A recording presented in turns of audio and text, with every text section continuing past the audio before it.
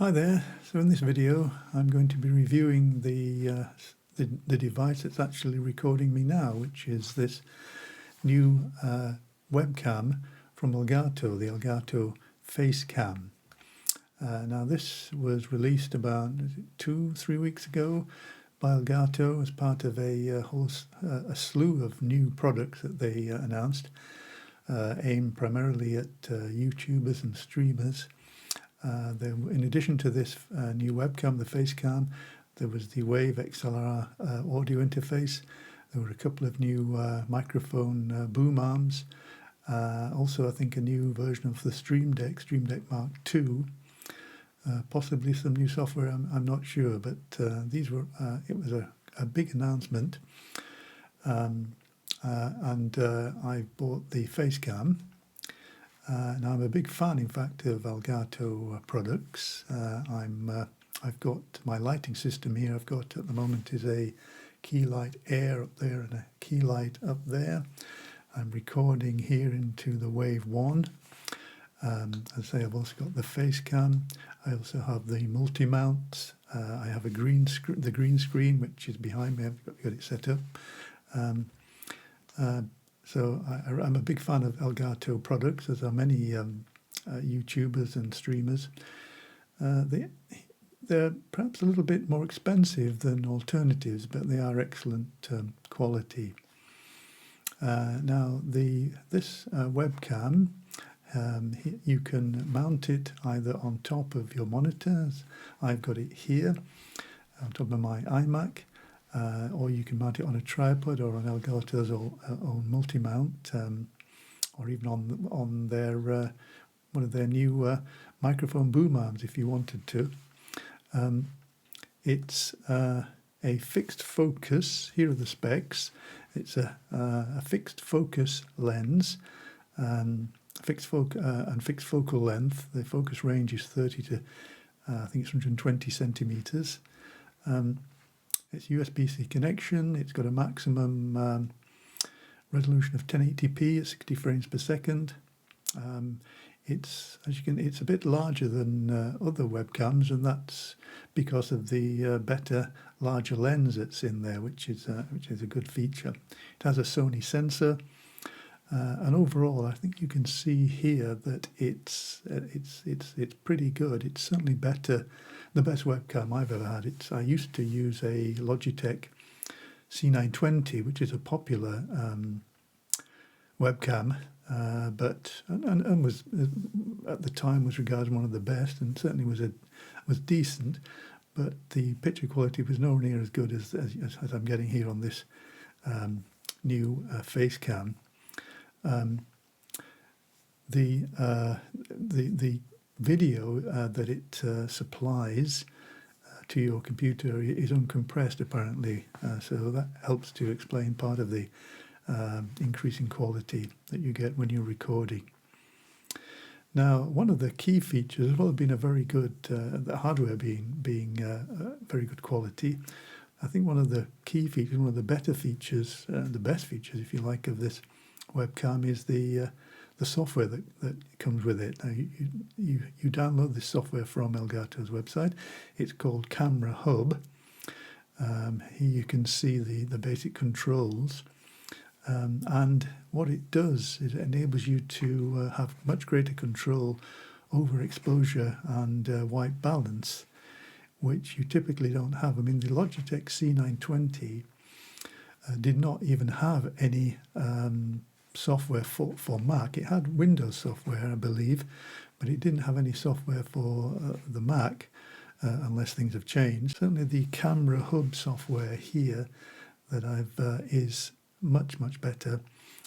You can, as you can see, as well as controlling exposure and white balance, you can control things like contrast, saturation, and sharpness.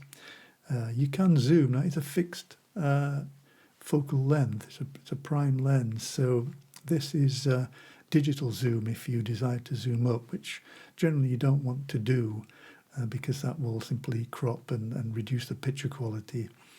But so you can see, in fact, here the field of view is fairly wide, not too wide, I don't think.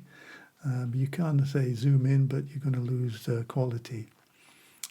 Overall, it's a very good camera, I think. Now, as you can see, you can have it on automatic settings, or you can have, you can control manually things like exposure and white balance. Now, at the moment, I'm using it with what I think are the optimum settings for my setup here, where I've got these two Elgato key lights as my light sources, and so I've adjusted the exposure and the white balance to, I think, what gives the best picture quality.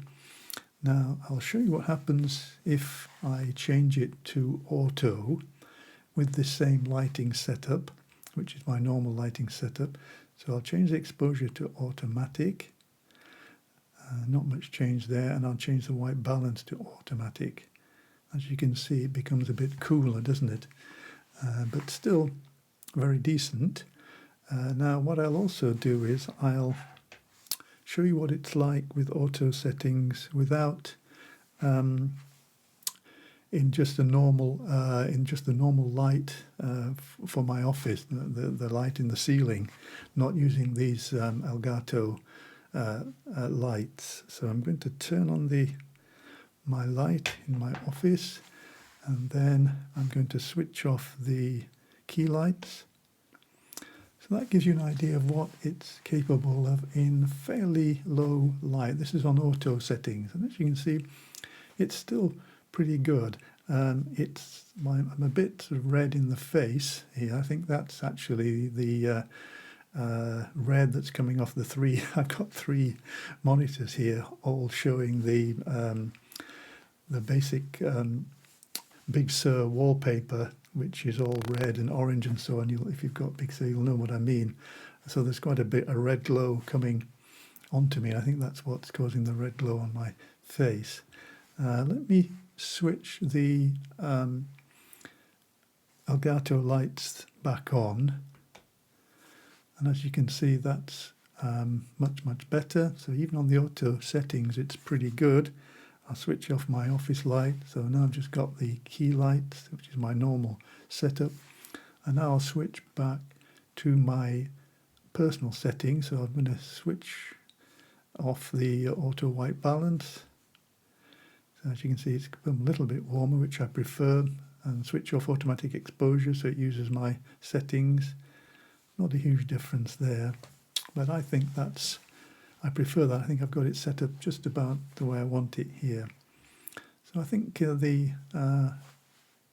out of the box with the auto settings, it works very well, particularly even in fairly low light, like just a normal overhead light. But with decent lighting, it's pretty good. But as you can see, with this Camera Hub software, you can fine-tune it and get it even more to your liking.